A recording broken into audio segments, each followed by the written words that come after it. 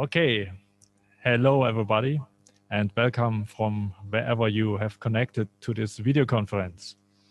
My name is Holger. I'm one of the members of the organizing team of the Summer Academy 2020, the Summer Academy for Pluralist Economics.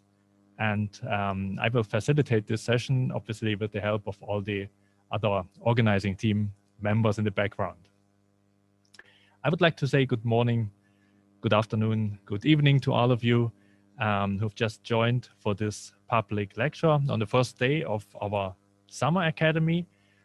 And I would like to welcome back all of you who are the participants actually of the Summer Academy, who already took part in the opening session of the Summer Academy, which took place 2 hours earlier. The Summer Academy is happening for the 4th time now, but it's the first online event. And therefore, I think the coronavirus pandemic made us revamp our plans that we actually had to meet in this wonderful space in Germany. But now we have an online event instead. And we are very happy to have all of you with us.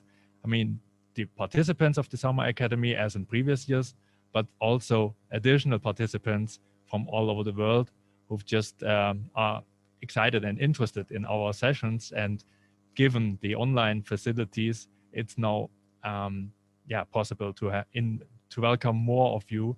So to have even larger event and even more people listening to the lectures that we can provide and that we are happy to offer with the Summer Academy.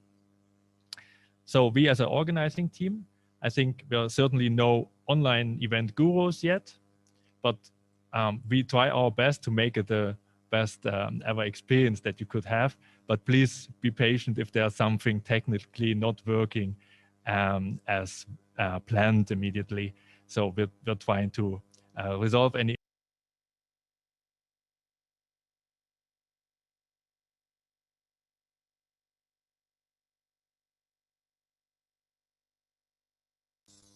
Sorry, I was muted. So I think I'm back right now. As you will have seen, the topic, the title of our Summer Academy is Mainstream Economics Sold Out, Exploring Ways into Sustainable Futures. And this title refers to the movement of the pluralist economics, of the pluralist economists. And this movement is criticizing the almost exclusive focus of the economics academia to the mainstream, to the economics mainstream for years. And the diversity of perspective, pluralism, which is actually the lifeblood of the pluralist economics movement, and the work towards pushing for more pluralist views in economics chairs and curricula, this is actually the focus and the foundation of our academy. And that's why I think it's very important to discuss this, whether the economics mainstream has already sold out and if there's an increasing interest in and an increasing acknowledgement of unorthodox, non-neoclassical thinking in economics. And we share the conviction that there are issues out there in real life that cannot be solved through the policy advice, which is based on mainstream economics. Crises like climate change, like planetary boundaries, crisis of the economic and political liberalism, inequality and social polarization, and the conflicts about migration. These are all phenomena of crisis, and they are all interconnected. And maybe they are also amplified, or probably they are also amplified by the coronavirus pandemic and its economic and social consequences we're going through today.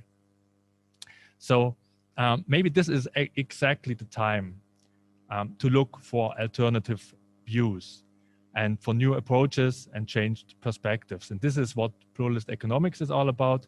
You see here on the slide a couple of fields of pluralist views on economics, and we will cover a lot of that in the workshops with the participants of the Summer Academy. But we will learn today from Carolina how this, why it's actually necessary and why it's actually time to turn towards pluralist or heterodox economics. And that's why we are actually very, very happy to that Dr. Carolina Alves has agreed to open the Summer Academy with a keynote lecture. And this lecture has the title, Why Turn Towards Heterodox Economics? Carolina will give us a solid foundation of what heterodox economics actually is all about, and why the move towards heterodox economics would be crucial for the society to make. We are very happy that Carolina will give us a keynote speech of about 45 minutes, and she will answer some of our questions. Yeah, now on the slides you see this is actually exactly the point in time on the Summer Academy schedule where we are. So this is the opening lecture, the opening keynote lecture, and we will have a look into all those questions that I have just raised, and we will have opportunity to discuss your questions. So you will be able to answer questions through the Q&A function of Zoom along the way Carolina is talking, and even afterwards when we will have a little discussion and Carolina will answer your questions. Before turning the mic to Carolina, I would like to introduce her, of course, because she is a Joan Robinson Research Fellow in Heterodox Economics at the University of Cambridge at the Girton College. And she's specialized in macroeconomics and international finance, in Marxian economics, and international political economy. And what's very, very important as well is that she's also a co-founder of the initiative Diversifying and Decolonizing Economics, which we are very happy that this initiative will also host one of our workshops for the participants of the Summer Academy, and they will go even deeper and work even in more detail on the questions of diversifying and the decolonization of economics as a subject. So to cut a long speech short, I think we are really very happy, Carolina, that you are with us and that you will give the keynote speech to us right now. And we are all very much looking forward to your talk. Now it's time for you to talk. I'm going to mute, and please share your screen and your slides for us to see them. Thanks a lot. Thank you, Jorgen, for such a nice introduction and for letting us know of this brilliant initiative and also this amazing Summer Academy in the next week, 7 days, right? So much going on. Okay, so let me share my screen first. See if I get that right.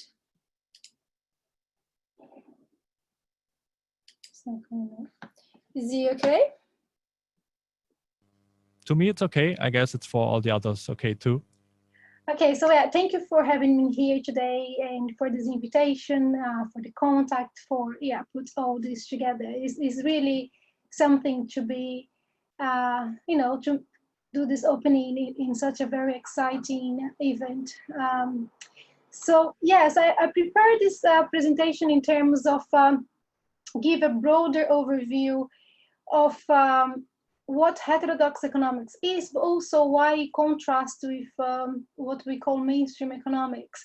So in a way, perhaps it would be like a quick overview of both, but then of course we can expand and get into more detail during the question time. So I decided to start this presentation a little bit different than usual, because of course we are in a context of the COVID-19 crisis.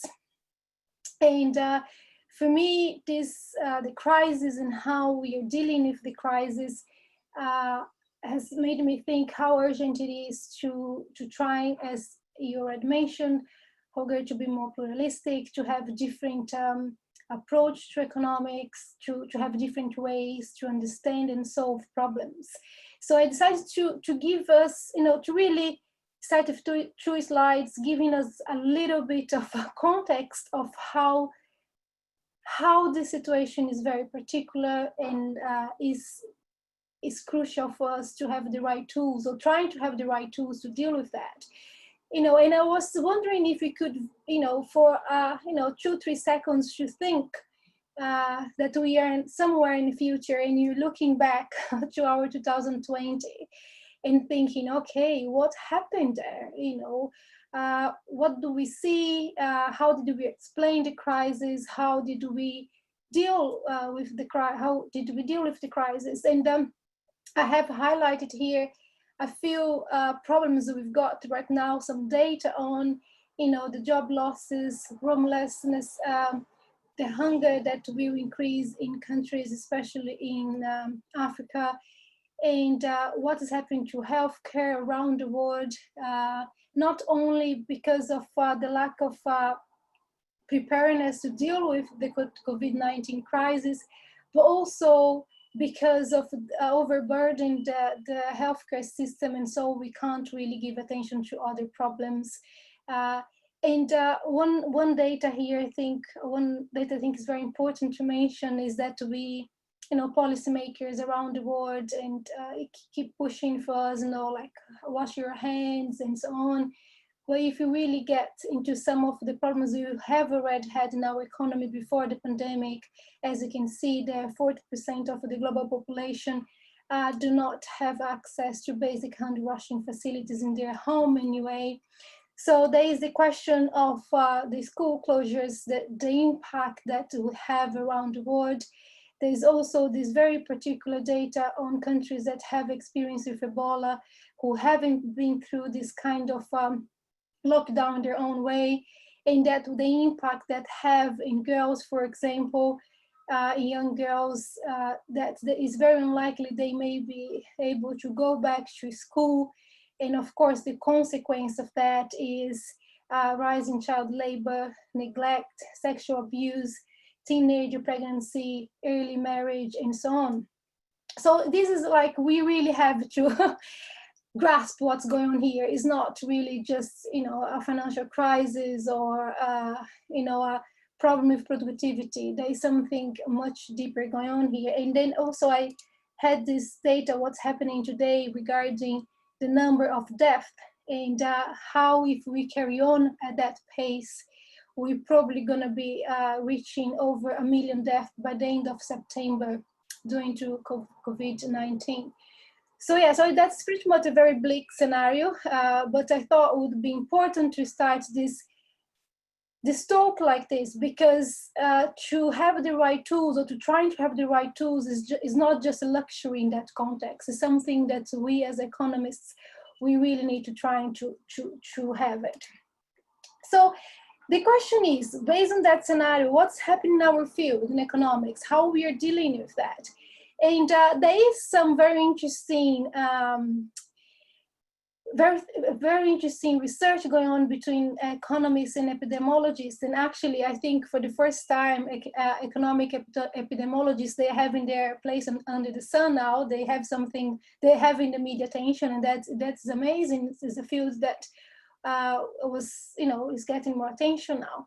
But at the macro level, what is really happening, and I think this is the beginning for really start developing my talk. We have our macroeconomists trying to understand, especially in a kind of Western world, the leading economists trying to work it out. What is this, how is going to be the recovery, what the recession look like, all this kind of, L, U, V, or whatever the shape curve. And then this is very much based on how we understand if this COVID-19 crisis is a demand or supply shock, and you can come back to this in more detail. But to be very honest, all of this is very much guesswork by macroeconomists. And, we don't know how many shocks if you go into this shock framework, if you, the magnitude, and et cetera, and et cetera. And very honest, there are many macroeconomists, being more realistic and say, we're not sure if we have so much to say here, that what is different here, how we can approach that shock. And that's what actually got me in my co-author also, Ingrid Kvangraven, thinking about how actually mainstream economics was dealing with the crisis and how we need a little bit more, we need a broader approach to that crisis, but I'm gonna come back to this. So this is basically, that's a very kind of a summary. You can go back to this again, but that's how our field is dealing with that crisis. So our argument is that we need to change this narrative a little bit. And before I go into why we need, I just would like to make clear that this is very unlikely that you're going to come across economists that's going to be 100% sure that we were ready for that kind of crisis, for the pandemic crisis. And then, you know, we can come across with a different explanation to why we're not ready. And Ingrid and I, we go through a more fundamental kind of a critique to why we're not ready. And a lot of that for us has to do with how we understand economics, how we do economics. So as we have been arguing, you know, we see some weaknesses in the foundational of our dominant economic paradigm, which really stop us to deal with that crisis in a more efficient way. And so we're trying to push for more clarity regarding what really is happening, why we are not so prepared for that. And of course, we're also trying to discuss different reasons why we're not ready. And I separate two here, which is we see as the most important one. One is how we came to understand economics in a very narrow way, very linked to the market and very separated from other aspects in our society, from nature, power, and ethics, and etc. And that is a little bit a critique that has been developed by authors that are criticizing the turning from classical political economy to economics. And I'm also going to talk a little bit about that. So this is one of the problems we see. The other one is the question of how economics, the framework we use, very often, or more often, basically, yeah, very often, does favor efficiency over resilience. And what I want to actually focus here is more that second aspect, this first aspect, which is the question of how detached our framework is to this really broader aspect, to society itself. And the reason why I want to expand a little bit more on this is because I want to make very clear why we are understanding a pandemic as an external shock and why that can be actually the limitation itself to deal with the pandemic. Okay, so here is just very quickly, as I said, I was trying to explain why economics is not ready to deal with a pandemic, what's happening in our economic paradigm. And there's no way to do that without really talking a little bit about the history of the ideas within economics and the changes. And this is a fascinating topic for historians, and there are many very good historians of economics looking into that. And I separate here, I mean, literally I'm probably compromising almost 100 years of history of economic ideas here. But basically, if you think from the period of the classical political economy into the mid of the last century, we can fairly argue that the discipline has taken this more inductive approach, right? And again, there are many authors trying to make that criticism and really coming from the political economy background, trying to argue how we separate the economy from other aspects, how we're not able to deal, for example, with gender, or even the politics that we have in society, or ecology, and so on. So we're not reinventing the wheel to a certain extent. This is really a criticism that has been made towards economics by several different authors. But so yeah, in that process, there is also a movement where economics became also detached from the historical context as well, from the social and the historical context. That's how these two aspects, the social and the historical, was removed from economics. So basically, you know, what we have at the end then, we're gonna have, I separated these 5 points here, that we basically then have economics that see the social behavior through the lenses of methodological individualism, what I'm sure many of you are familiar with that approach. We really look into, you know, our problems in economics through the equilibrium solution of mathematical models. We are really having a starting point, the market equilibrium, the human rationality, although, yeah, we can talk a little bit about behavioral economics later on. We really attach to the idea of market as this efficient allocating mechanism. And basically what we have in the end, especially from the, probably 1506 onwards, economists, they really understand themselves as modelers. That's what we are. And that's it, you know. So we are modelers, we simplify reality through models, we have the assumptions. Many of these assumptions goes back to equilibrium, representative agent, optimization, and so on. So that's what we do. So economists, that's what they become, that's what they do. That turn towards seeing economics in that way was welcomed by many economists, by the profession itself, because it was argued that that gave the discipline coherence, consistency. Of course, even this formalization blog that is an interesting author everybody should read as well, is arguing how in that kind of approach now, there is a kind of a preference for the form of the economic argument over its content. So it's more the form, more all this formalism than actually the content itself. So basically that's what's happening to our discipline. And as I said, I probably summarize almost 100 years of history of economic ideas here. So I apologize for that. And what we have, and that's the extra I added here, because I thought it wouldn't make much sense to talk about heterodox economics without really having a little bit of clarity. What is, you know, then orthodoxy? What is then this mainstream economics?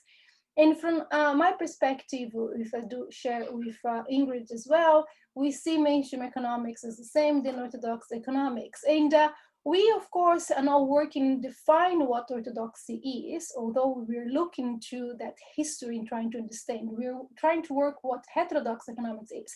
So but of course, there are authors trying to doing this exercise to understand orthodoxy and to understand all these changes I have already mentioned.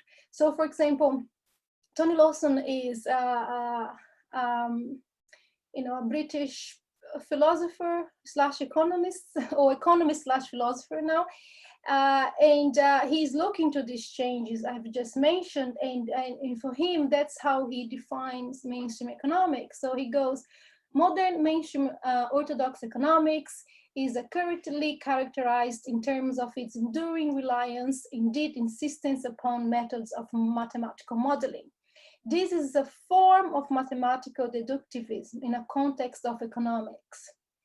Deductivism is just the doctrine that our explanation be expressed in terms of laws or uniformities, interpreted as actual or hypothetical correlations or event regularities. And I know it's a lot to take here. Again, go back.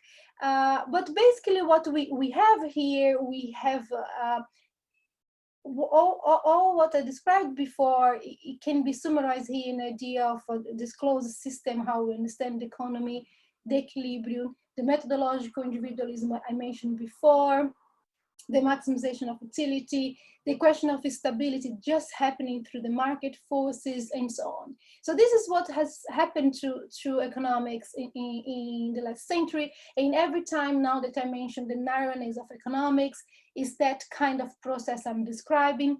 There is he's a historian of economics who also look into that, and he has a different approach than Tony Lawson, for example. Although Tony also agrees with that, he goes and say, look, the concept of mainstream economics is basically based on prestige and influence, and includes ideas that are taught in, Ivy League universities and so on. and his work is amazing in terms of looking at history as well, and realize and pointed out how the main departments across the globe start teaching just one kind of approach to economics.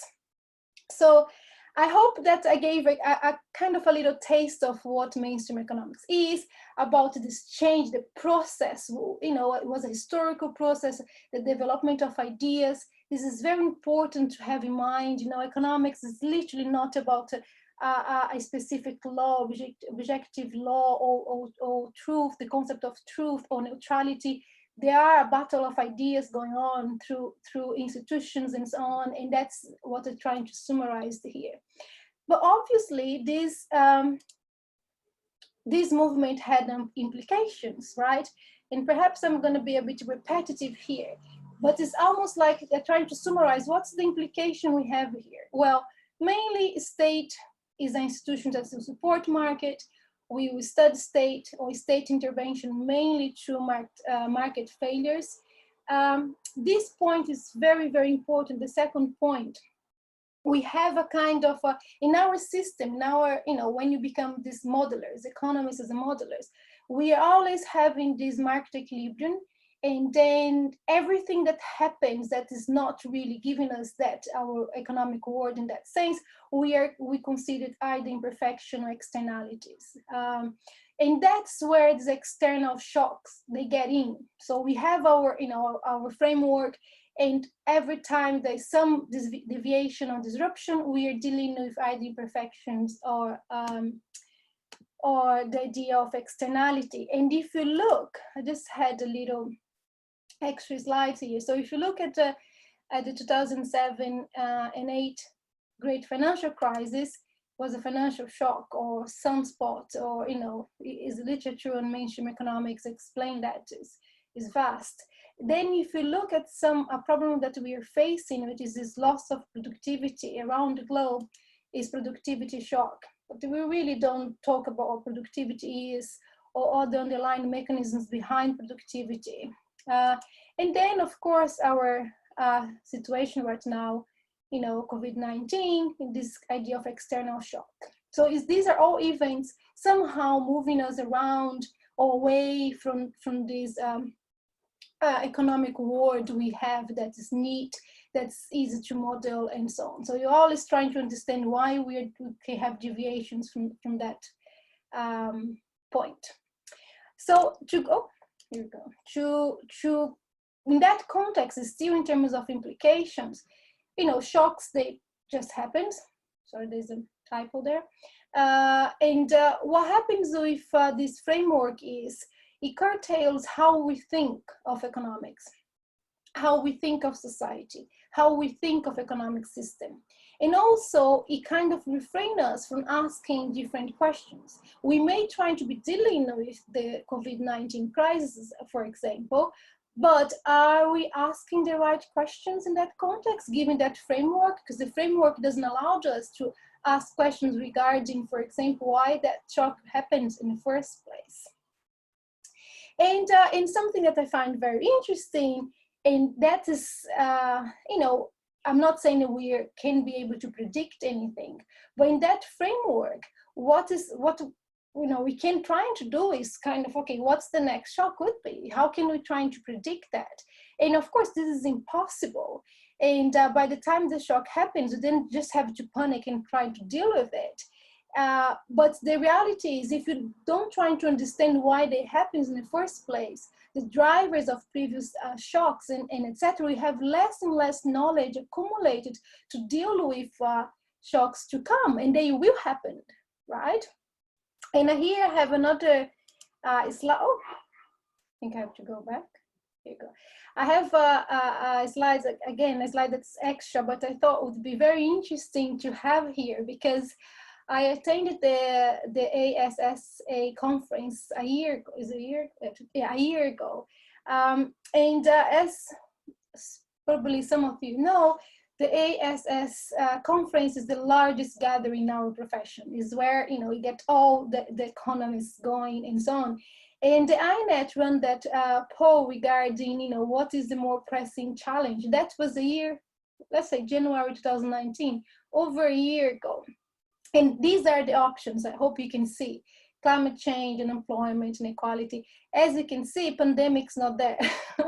And the reason why it's not there is because we can't really keep thinking what's the next shock is, what's the next problem would be in that way. So we have to be very careful about not really getting to unpack and understand the drivers of the shocks in the past, but also to have a model that sees everything. Oh, sorry, not a model, but to have a framework that see everything that happens around as deviations, because very often these externalities, these imperfections, they are the drivers of changes, right? It's this internal mechanism that changes the economy, changes how institutions react to it.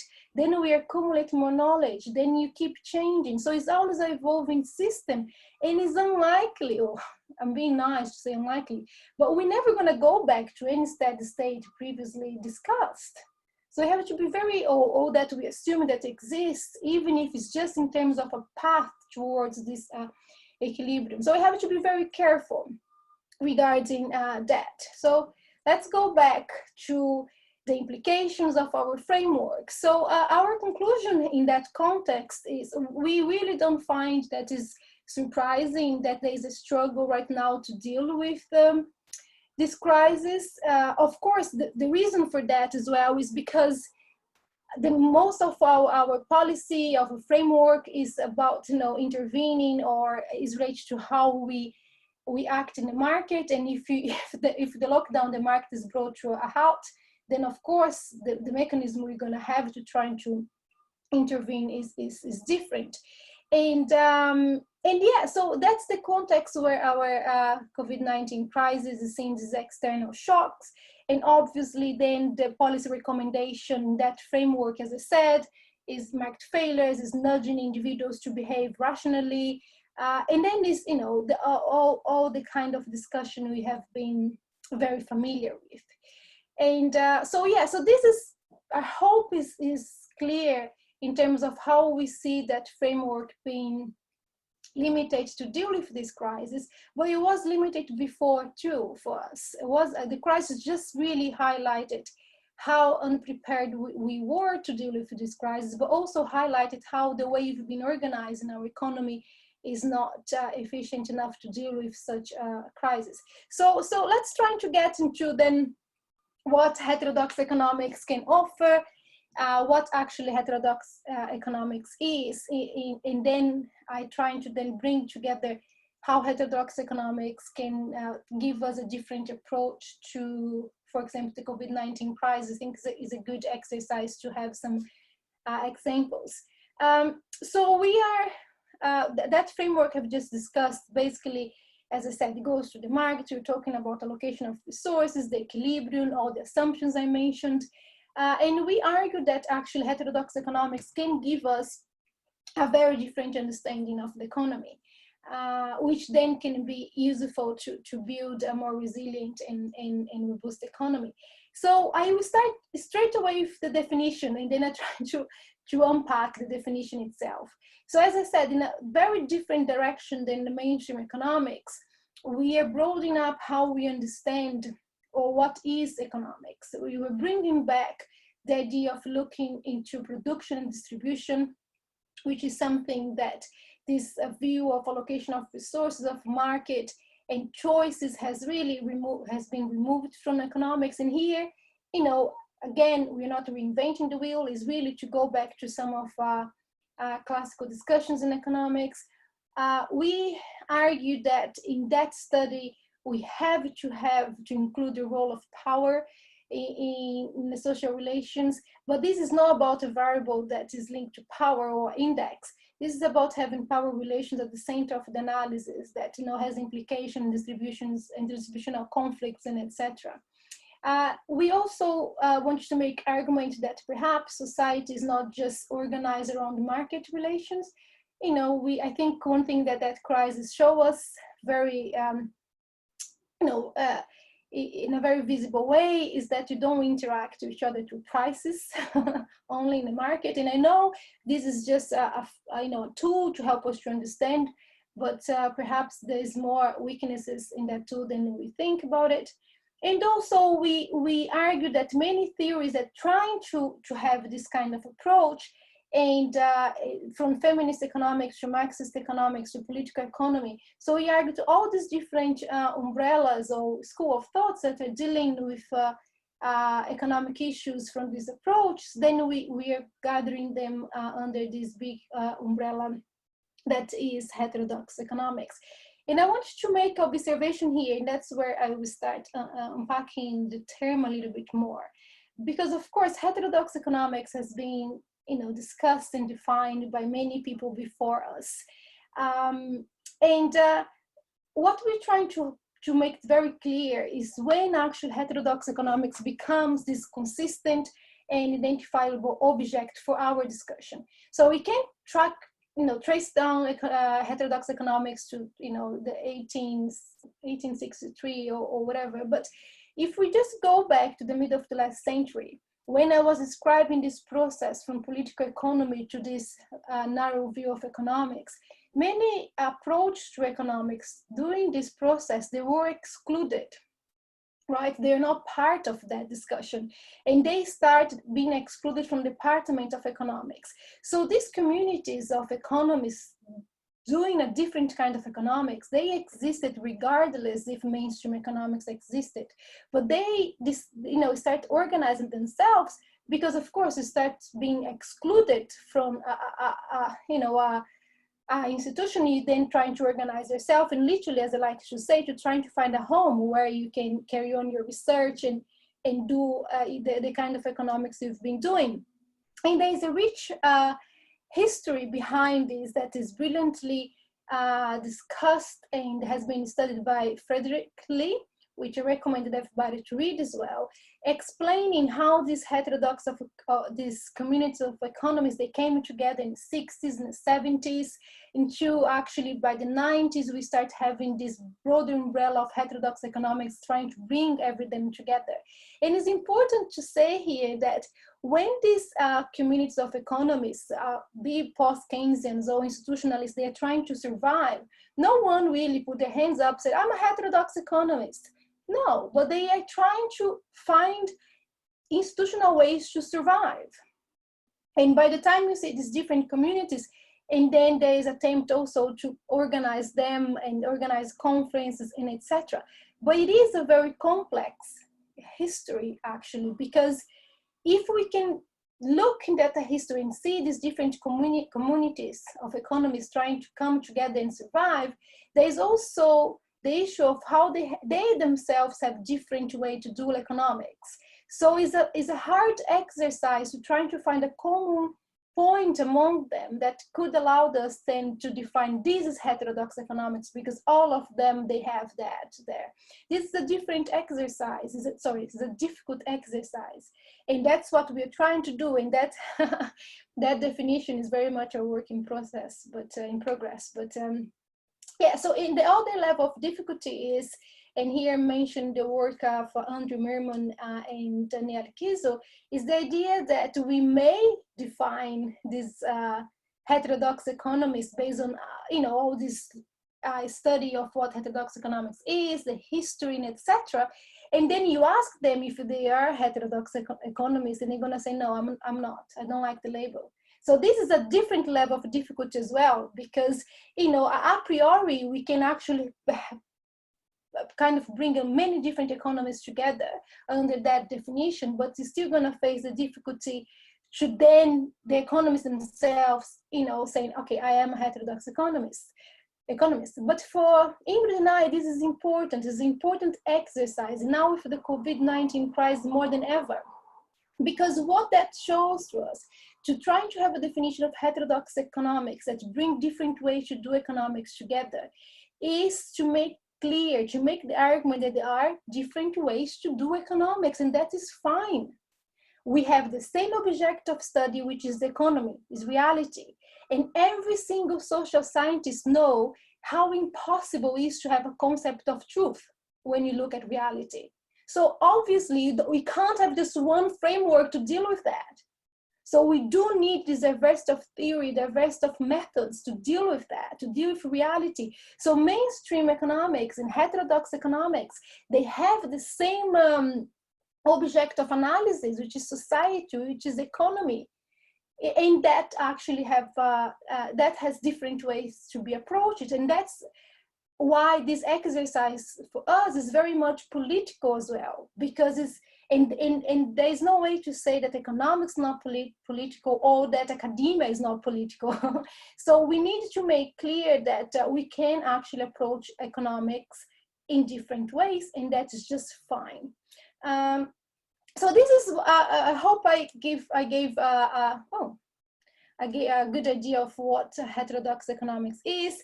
Here is still, I think I mentioned a lot of that slide already. I anticipated a little bit, which is how difficult is to define heterodox economics. And this is again extra slides, because I just had a discussion on Twitter about, you know, if your work is very good, if your work is original, there's no problem. You're gonna go through and you're gonna get your point across, and you're gonna be, you know, happily successful and publish in every single journal and impact policy.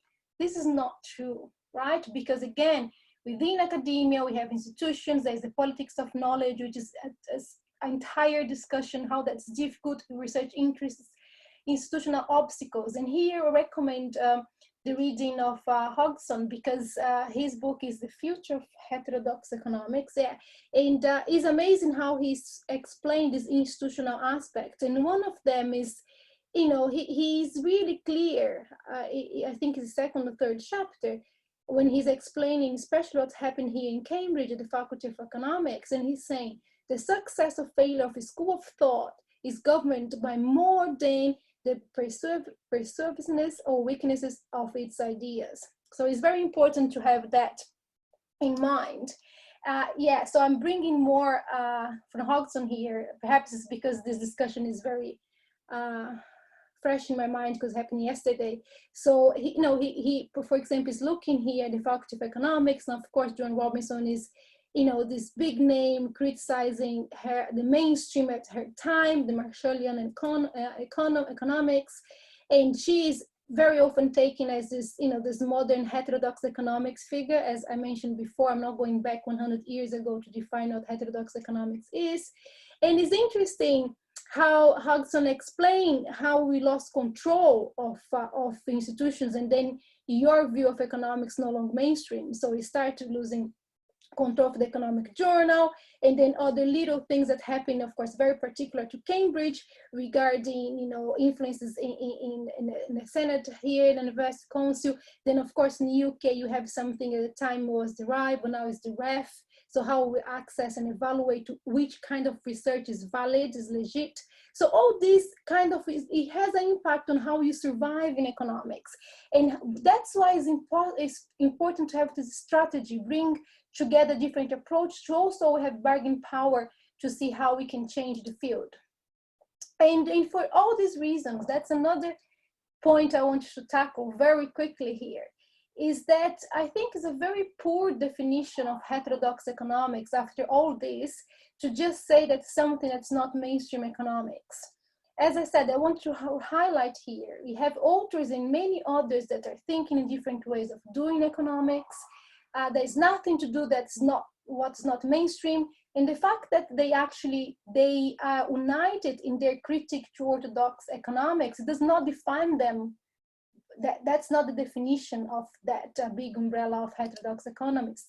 If I could actually mention, and that's my view again, if Ingrid Kvangraven, you know, how then, despite this specific definition that I gave you guys 3-4 slides ago, you know, but then to kind of really face why it's not just against the mainstream, you can see that heterodox economics had a very engaging, positive research program, and then you highlight how they do economics differently, the open system aspect, different methodologies.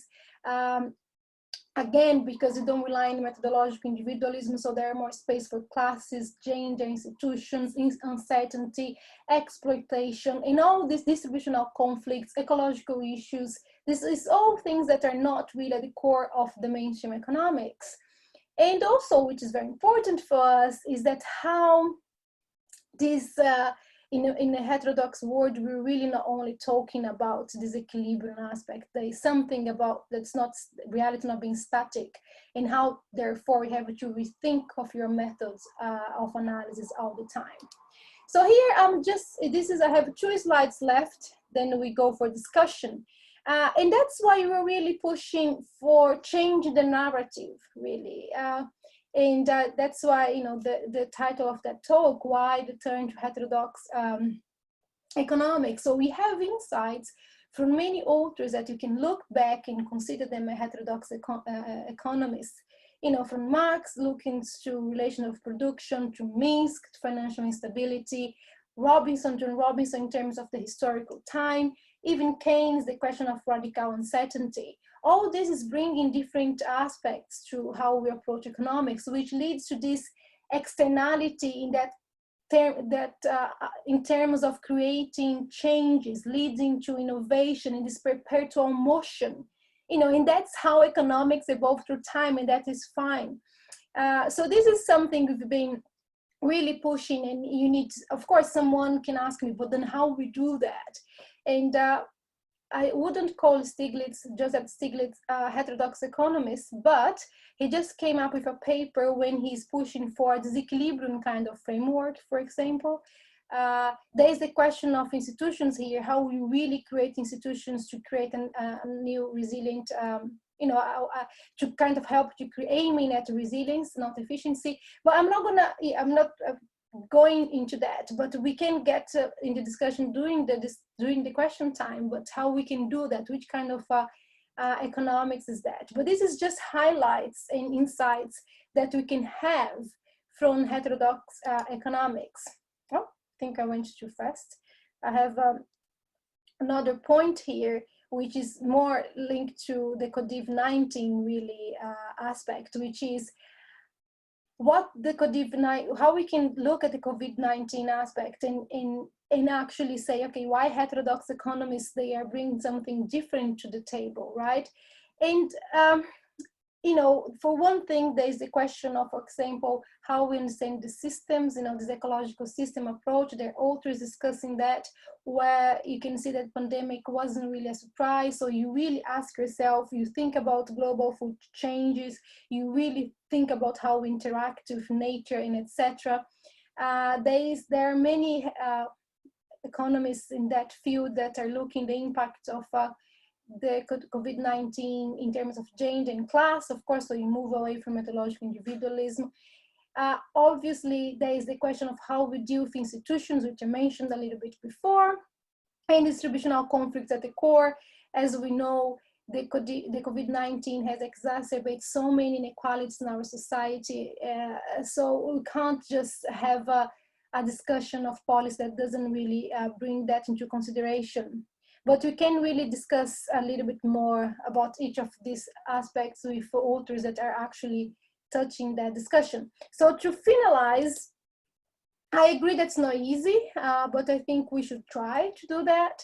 I really wonder if the only way you can do economics is going through this intertemporal optimization and so on, and how that stops us to see the broad picture. So that's it. And just Yeah, thanks a lot, Carolina. I hope everybody can hear me again.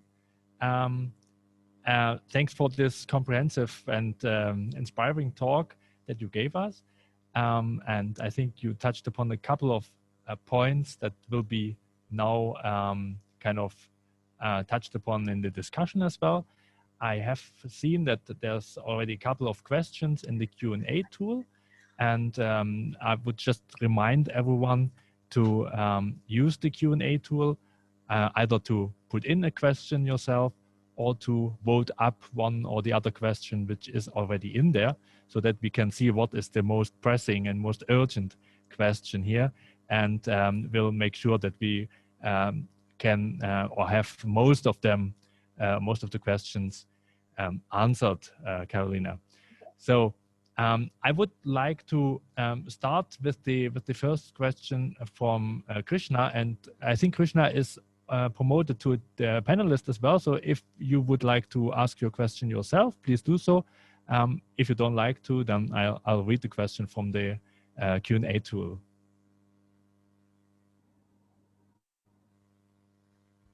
I'll just give you a second.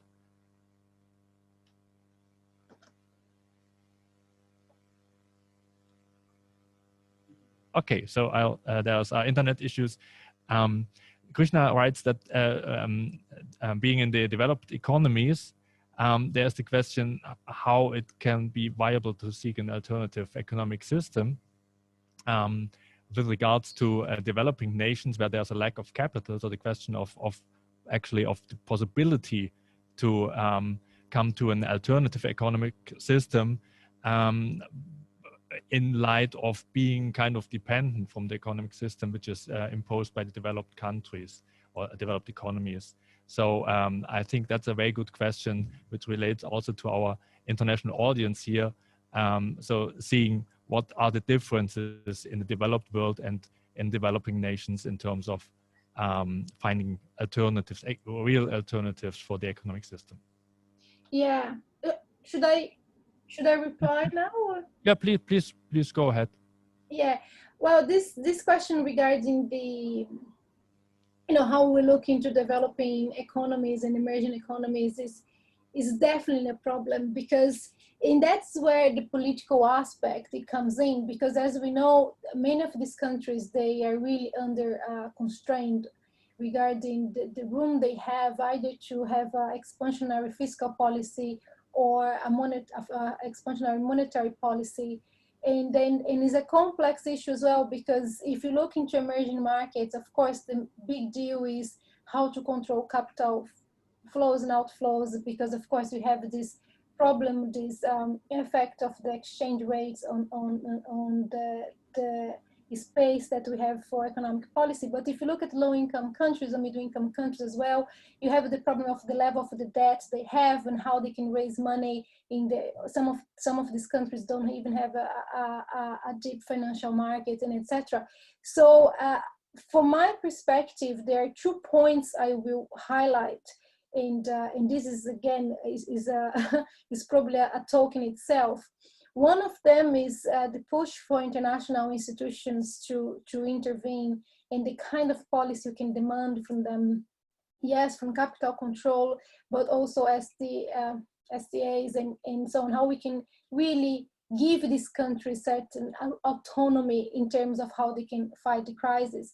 I think the other aspect is, as economists, especially if we are more in this academic world, is to broaden up our approach to economics, as I was mentioned before, and deal with authors that are understanding distributional conflict I mentioned before at the global level, that is considering these polarizing tendencies we have in a global economy.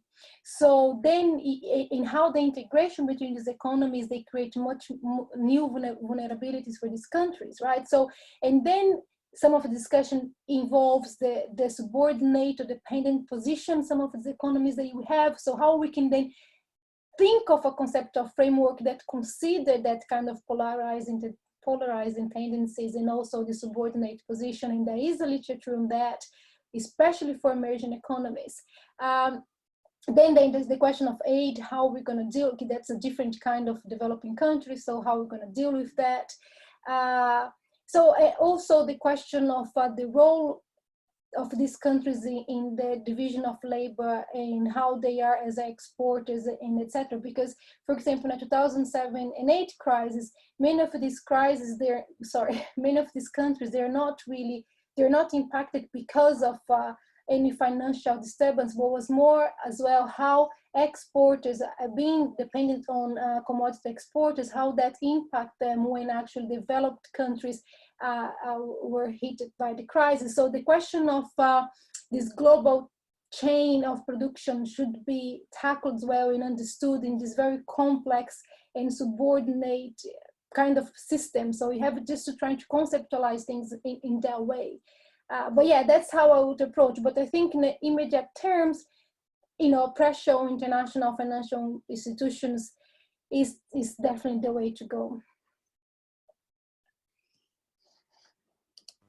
Okay, thanks, Carolina, for this first round of answering the first question on the developing and developed countries and their relationship. Now we've got another question which is really high up in the ranking here. It's from an anonymous person, and it talks about the power that different schools of thought have within heterodox economics, and how this power or the lack of power can be made kind of useful or maybe used for promoting new pluralist paradigm. So, is there something that you think that would be a way to move forward promoting heterodox economics as a new category within the economy, within economics? Sorry. Just a qualification: is the power in between school of thoughts in heterodox economics, or the power between heterodoxy and orthodoxy, or both? Maybe you could briefly touch upon both points. Okay, well, this is actually a very interesting question, and I've been thinking about, because within heterodox economics, there's also, a lot of fights going on in a way. And I think part of what Ingrid and I are trying to do is to find a way to bring all these people together. And within heterodoxy, of course, approach like macroeconomists, they have much more voice. And when they come with the discussion of heterodox economics, be it because they, like Lavoie pushes, they have a different approach to money, the endogenous money kind of approach, a different way to understand central banks and the role of fiscal policy. And in times of crisis, it has a much easier channel through to kind of make its point, which is not really so straightforward for feminist economics or stratification economics, or even microeconomists discussing prices and other aspects from a heterodox perspective. So I do think that there is a lack of solidarity by macroeconomists regarding the entire heterodox community, how we can actually bring together. And that is important as well, because these macroeconomists very often are associated with the post-Keynesian school, very often also don't have a very productive, I don't know if that's the right word, relationship with Marxian economics either. And Marxian economics also don't see post-Keynesian in a good way. So I think and that's my point of Ingrid, I mean, is how to bring all this together in a sense that, because right now we are all at the margin. So, and that comes the second aspect, right? How we organize ourselves to then challenge the mainstream approach to economics right now, which is this orthodox approach, the mathematical deductivism. And that is a fight, as if you read how actually, for example, when you look, again, to go back to Hodgson, what happens in Faculty of Cambridge is not really about of ideas. We have to tackle the issue of institutions, how department hire economists, which kind of publication counts, who is in editorial boards. All these little fights become, well, not so little fights, all these fights, they become very important to challenge the status quo of economics. And for us, the stronger we are as a heterodox umbrella, the easier that fight can be. Yeah. Sorry, I hope thanks a lot. On it. I'm not sure if I addressed. That's all fine. No, and interestingly enough, a lot of those different schools of thought are actually part of the Summeracademy, and we'll be discussing this in the workshops. So there may be some starting point to working closely together, even beyond the borders of the individual schools of thought. Okay, just a quick addition from my end, and now I would like to go back to the next question. We have here one which refers to the curriculum at universities worldwide. So how is it with the heterodox economics? Where does heterodox economics stand in terms of the curricula? And what, I mean, under the assumption or under the observation that in many countries in the world, it's all very mainstream, and heterodox approaches are still very much ignored or at times neglected. So question would be, would you agree or disagree? How do you see it? Or is there some development going on that you would observe? Yeah, let me see if there's any development I know.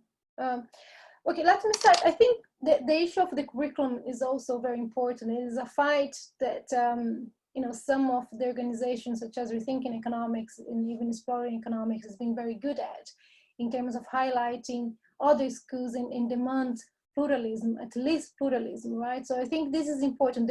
The change of curriculum is definitely a first step. And I think when it comes to the discussion around the world, this becomes very important, not only because of the mainstream versus heterodoxy, but also how in that process I mentioned, especially in the middle of the last century, when that actually joined forces with all this wave of globalization, which, as we know, is not just financial and trade globalization, there was a cultural aspect of globalization as well. And many of these departments in economics around the globe, you start adopting textbooks and approach of economics that are very much developed in Western economies. So basically, I would say that most of the departments around the world, they have to teach a textbook that was probably written by a white Western man at some point. So I think this is also very problematic, and the curriculum reform is important for us to get into that discussion, which I left out in that talk, which is the decolonializing economics aspect of it. How we then have a teaching of economics that really look into the historical context of theories, that give more space to local approaches in different countries and so on. So I think the curriculum has to be reformed. I don't think I think that it's not just a simple heterodox versus mainstream here. I think there is a question of Eurocentrism within our discipline. And yeah, with this homogenization of knowledge, the knowledge production that it has between this North and South divide, which has a lot of legacy from colonialism, has also impacted. So I think, yeah, so to summarize, we need to change the curriculum, we need to bring that Eurocentric aspect in. I'm not so, perhaps we have so many people here, we can, someone can give example of any kind of change in curriculum in their own university that was interesting. For example, in Brazil is known as having one of the most pluralistic kind of approach to economics, especially at the undergraduate level, which is amazing. It's almost impossible to go through undergrad in Brazil without having contact with the structuralist school, dependency school, which we call the first time I came across with the term heterodoxy was actually in that context, was the Latin American structuralist approach to economics. So but at the same time, this is very interesting. By the time you move to the graduate stage in Brazil, then you have to go through some exams and so on, then it also becomes more narrow. That's a different discussion. So I think we need to look at different countries, and I think the discussion itself is Eurocentric. I see myself sometimes not really bringing on the table the discussion of what's happening global-wide, like in different departments really across the globe. Very often that discussion of the mainstream economics is very much also centered in the US and the UK, which are where the forums like shaping the discipline are, but still we have to broaden up a little bit. I hope I thought to kind of somehow address that question. I think you did. I would want to move now, because the next question would go from a little bit from the economics or from the departments and the curricula at the university towards the policy making, and the question whether there are examples or experts or academia from heterodox economics that consult governments already today, and do you see a development also in this field towards heterodox economics? Yeah, I think some would say that one of the main problems with heterodox economics not being able to really impact policy, and then this is a different discussion of the mediations, the relationship between scholarship and policy making. I think the way, I mean, I'm a little bit more familiar with what's happening in the UK for now. I think they're within the civil servant service, civil servant service in the UK and other institutions in the UK, for example, Building Macro, but also NISA and others, that there is an effort to open up how we are dealing with economics and give space to different approaches, very much based on the idea about what you're bringing to the table that's new, what is different. And especially in macro, this has caused more space to discussion of complexity, for example, move away from the idea of rational agents and etc. And I think that has to be almost, that's a strategy. This idea that if you have a good heterodox economics research, you impact policy is not going to happen. You need, again, space, people who are opening that space for heterodox economists to get in and expose their ideas, because very often the mediation between academia and policymaking has different centers in between from top universities, and very often we know that the centers, they would have very the approach of economics that is mainstream. So how heterodox economists that are in academia can kind of jump that space and really impact policymaking, I think is only possible with active action by people, institutions pushing, giving space to these heterodox economists, and also opening up, especially in the case of the UK, opening up space to universities that are not considering, the top 10 universities only, just Oxbridge or just LSE and so on. There are plenty of economists in other universities doing, fantastic work, but they don't get in a spotlight, because that's another discussion that I didn't get here, how this mainstream paradigm also continues through voices of economists that are in the media, economists that are invited to advise the government, and etc. So we need to break that cycle as well. It's just, to be very honest, the discussion, the relationship between scholarship and policymaking is a very difficult one in itself. But I can't see that happening right now without some direct intervention, opening space for heterodox economists. And hopefully traditional blogs in traditional centers also open up their own. I know it's difficult to let some of your own research go, but trying to open up to other approaches as well. Yeah, thanks a lot, Carolina. We have still a couple of questions to be answered here, and one is a rather personal one. I would like to ask Tisha whether she would want to ask this question yourself, and if so, please unmute and put your question, Tisha. Hi. Thank you for the presentation. Really appreciate it. So my question is about your journey, personal journey. Like, what made you decide that we need to change the narrative and in economics education? And as someone who's recently graduated from a mainstream economics degree, another question is how do you reconcile this need for change? Do we abandon altogether our previous training? So that's it. Oh, Patricia, wow, that's definitely a difficult one.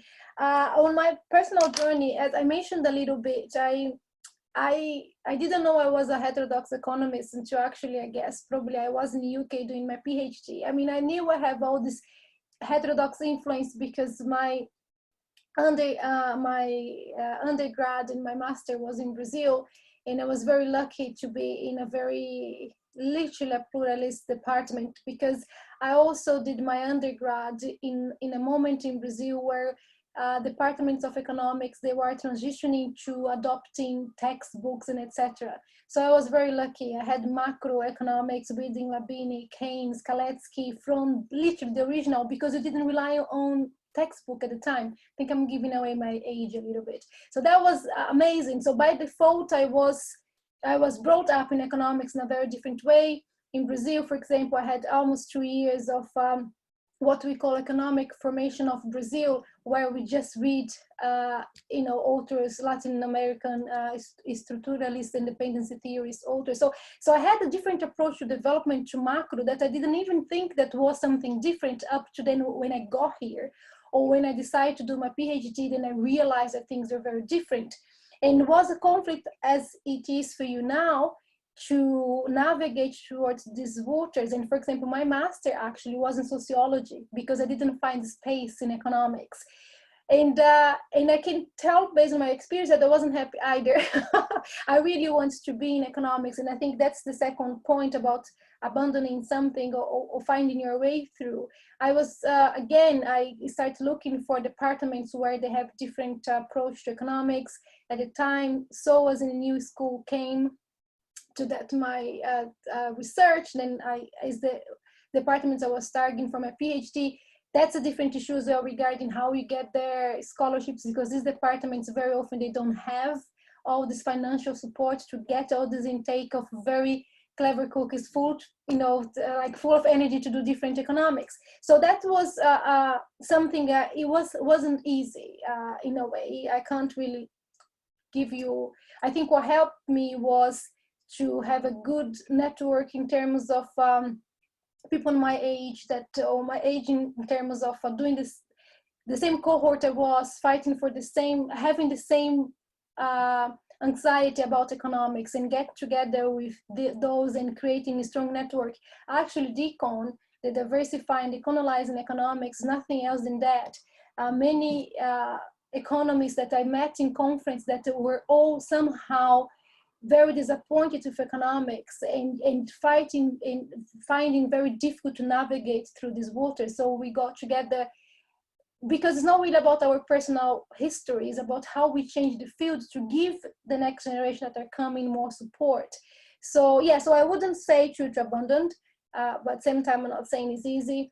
I think the training, to be very honest, I think heterodox economists that they have a training in both in mainstream economics make them valuable, very valuable for that discussion, because they really can have a good argument to why mainstream is failing to give a good approach. So I think your training, whatever the training you have, is going to be amazing. What you need is to combine with probably the approach who haven't had access, and that's how we're going to combine these. Is this forum is contacting lecturers that are doing this kind of discussion, and when in that combination, every single heterodox economist that I know that they're powerhouses, they have both. They have a good training in mainstream, and then they brought in the heterodox economics bit.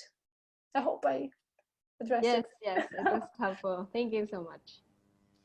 Yeah, thanks, Sarah, for the question, and thanks, Carolina, for the answer. I think especially the focus on the networking and on bringing people together, having both a solid foundation in their educational career, so to say, and their studies, and then working towards the heterodox economic is very important, and that's part of what we are try to do here, or try to help getting done with the event we are actually right now in.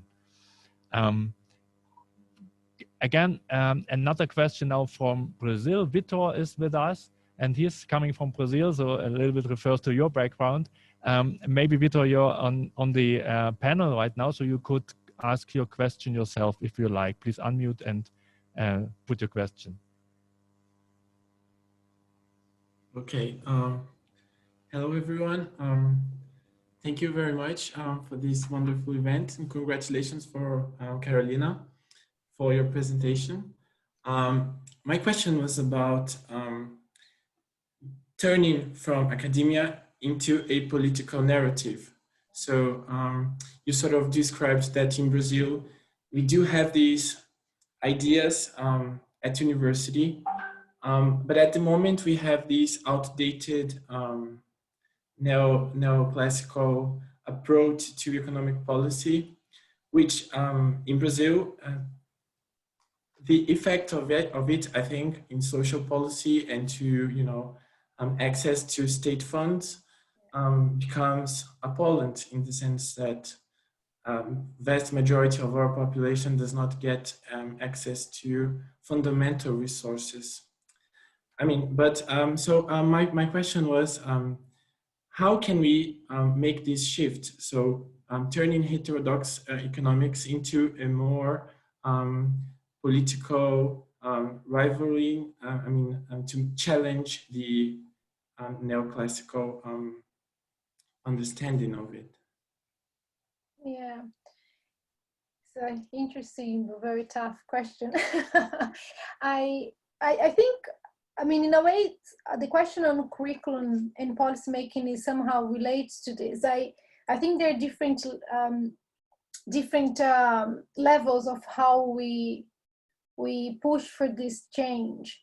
I think there is, and also not just different levels. I think these levels are also related to the position each of us have, you know, like has as a student or as academic or as a policymaker, etc. For example, policymakers very often, they are not really interested in this divide, mainstream or heterodoxy. They want something that we really, you know, they want a toolkit that will work for them. So in that sense, we need to get heterodox economists to also be a little bit more elaborate this kind of toolkits that sometimes can get their message across more efficiently, but then still you have the problem I mentioned before of how get the heterodox economists in contact with the policymakers, which I've been a little bit distant from that discussion in Brazil. But it seems to me in Brazil there are many more mediations in the UK of how really you can impact the government and the structure, and then that is about institutions and so on, the kind of institutions that really impact policy making in Brazil. So I think initially, you know, what we need is to have a good look in that landscape of how actually policy making in academia / scholarship in Brazil works. And I'm sorry if I don't have that, you know, very clear now, but that landscape clearer would be nice then to know how to intervene and break, as I said, either break this connection between just mainstream influence in the government or etc. But I think countries like Brazil, they also suffer and also like in Argentina, and that's related to the other question regarding emerging economies and the limitation. They suffer a lot of this influence from some of the prescription from international financial institutions of how to run the economy, and also this debate between the market and its state. Sometimes in developing countries, many of these countries, such as Brazil, that never really managed to have a welfare state, right? It never really had. So it becomes a very tough discussion because state intervention just go through the question of either investment or the national development bank and etc. Whereas there is a space there for the welfare, the creation of the welfare state, a strong state, especially because it goes back to what you mentioned, how we give people access to minimal living conditions in that sense, and the welfare state aspect is an important discussion. I think in that sense, as I said, different levels of analysis, different levels of how we can intervene in our own reality as a student, as academic, as policymakers, and also to know how the mechanism works. How does it work? How policymaking impacts policy in Brazil? And in our case, in Brazil, in developing countries' case, and then this has to be contextualized with international financial institutions and all these prescriptions.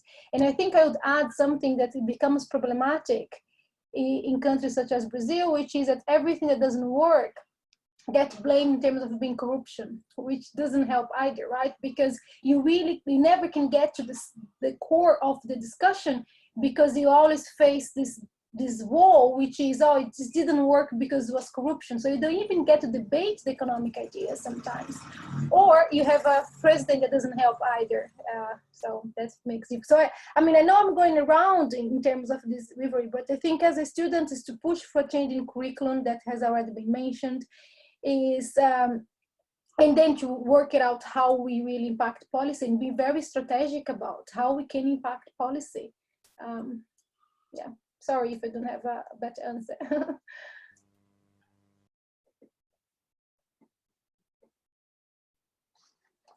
Sorry, I was still muted. Thanks, Carolina, for this comprehensive answer as well. I think we have another question here which alludes a little bit to the international institutions you've been touched upon already. And it's from Sarah. Sarah, do you want to unmute and put your question? Yeah, hello Carolina. Thank you very much for the talk. I really enjoyed it. And for the first question, in your answer, you touched upon international institutions, and I was wondering, I read Jason Hickel and Silvia Federici, who are pointing towards that these institutions, for example, the World Bank or the IMF, hindered the development of alternatives to the capitalist social order. So I'm wondering, how then could these institutions, as the IMF or the World Bank, contribute positively towards a change? Oh, Sarah, you got me there. It's true. This is a problem. I mean, we have these Bretton Woods institutions that were created with such a different approach, and then they've been co-opted by, again, some of the developed countries and sometimes the US in terms of the interest, that's how they run and how the money is distributed, and not only the kind of approach we have. For example, institutions such as the IMF, at the research level, they may have very interesting and progressive and heterodox research, but then what gets implemented is something else altogether. And I'm gonna really, in a way, I don't think, the same way I think we should rely on them to pressure national governments, we have indeed, as you mentioned, to be very careful with the limitations we've got there. And I think they are very much in the spotlight in terms of how they can actually act and help developing countries in that COVID-19 crisis. Some of these institutions, the World Bank, the IMF, they are really being brought to scrutiny in terms of what they're going to do about these countries and how they're going to help with, controlling capital inflow and outflow of money. And there are many academics through letters and through some pressure trying to force that change. And UNCTAD as well is providing a very, in the United Nations, they're actually more on the heterodox side in a way, trying to also make that changes. So I don't know. I mean, this is how institutional change they happen and how the entire approach to institutions change is another huge discussion here. And I don't think I have the final answer or a right answer of how we can rely blindly on them. We can't. But I still think when it comes to some of these developing countries, because I do believe that we have to try, especially with COVID-19 crisis, there has to be a international kind of coordination more than anything else. We have to push for them, and perhaps then the way to do that is to push for the intervention, but also push for change, the way they will do that intervention. So in a way, the burden on us is, you have twice the burden. I mean, you have two things to do, is to push them to intervene, but also which kind of intervention are you going to do now, and bring them to account that they can't just have this one size fits all kind of policy and so on. But I have no illusion with them. I hope I didn't give that impression. I have no illusion with these institutions, quite the opposite. But I can't see that you can just dismiss them in that context right now. I think it would be easy to push for reforms within these institutions, at the same time pushing them to intervene in these countries. But perhaps I'm being too optimistic. But you're right, this is a fantastic point, Sarah. Quite honestly, is a difficult one. Yeah, okay, thanks. Thanks for the questions, Sarah and Carolina. I think we have time for a last and final question. I mean, we have a couple of questions still in the Q&A, and the time is running up. So I think we will have to cut at the point. There is one question, whether we could share the slides that you have shown to us.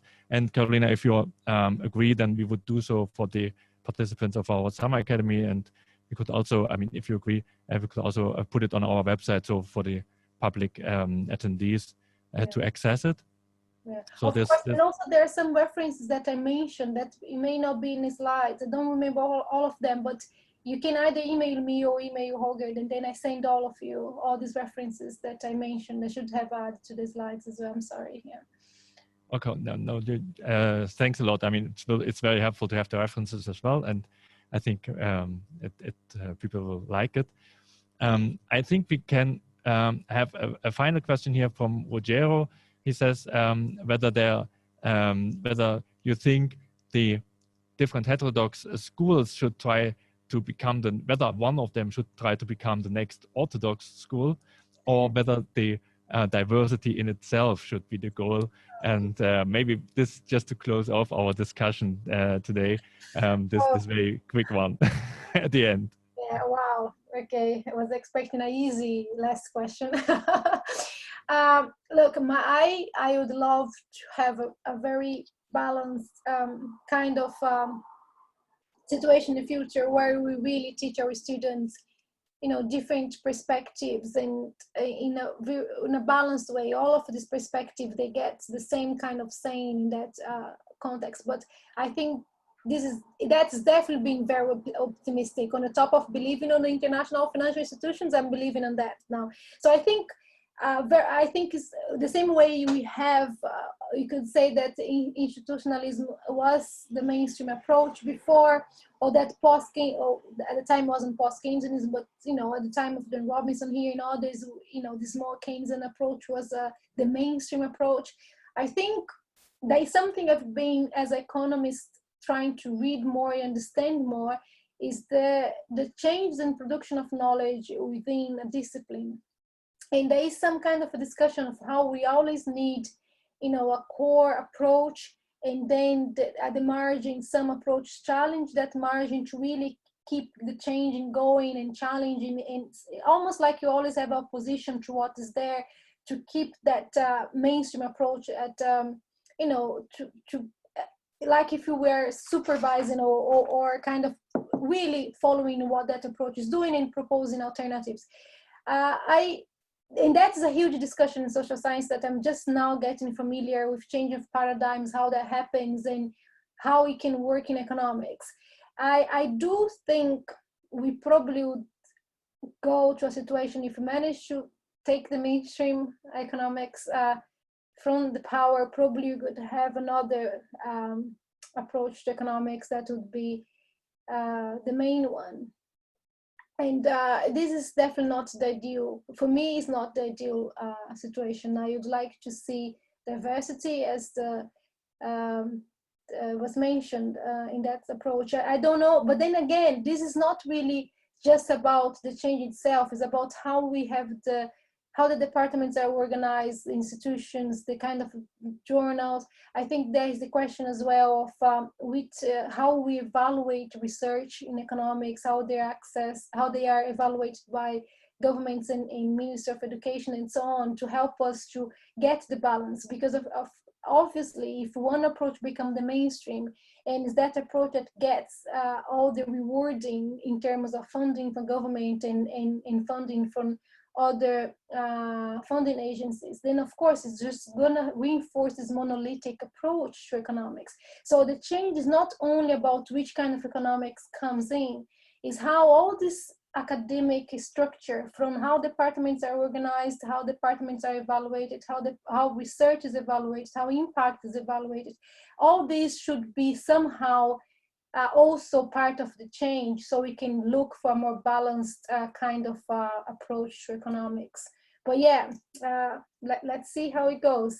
Right now, I'm just trying to bring everybody together under this umbrella of heterodox economics, and then push for changes regarding the mainstream economics. It's one step at a time, I guess.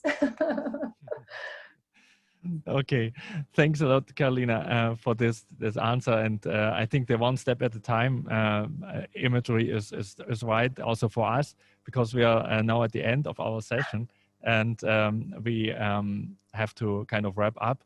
I thank you very, very much for your inspiring talk, for all the information you're giving and all the insight that you shared. I think it was a great starting point for our summer academy. And I think there was a lot of interest, there's a lot of questions. I think we can take these questions also into our discussions, not only in the workshops of the summer academy, which will be starting tomorrow with the smaller groups on different subjects, but also for the public lectures that we still have in line. So each evening from tomorrow on at 7 p.m. Berlin time, we'll have another public lecture. You will probably have seen it all on our website, summereconomics.org. There are all the topics. Tomorrow we'll deal with development policy and development economics and whether we'll need a new paradigm there. That we'll have a panel debate actually. That's tomorrow. And the following days we'll talk about the imperial mood of living and about morality, economics and morality, as well as a final closing lecture on Friday with Adam Tooze from a more economic historic perspective. So there's more to come for you, for us all actually. And I'll invite all of you to join one of the next sessions. But for now, I thank you very much for being part of this, for your engaged discussion, for all the questions that you put. Please apologize if the one or the other single question could not be answered today.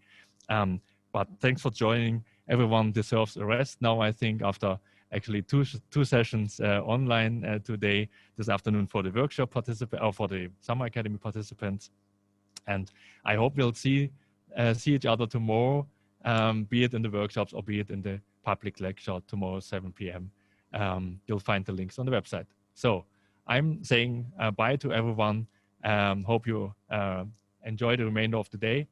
And yeah, meet you soon, very soon. The best tomorrow. Bye-bye.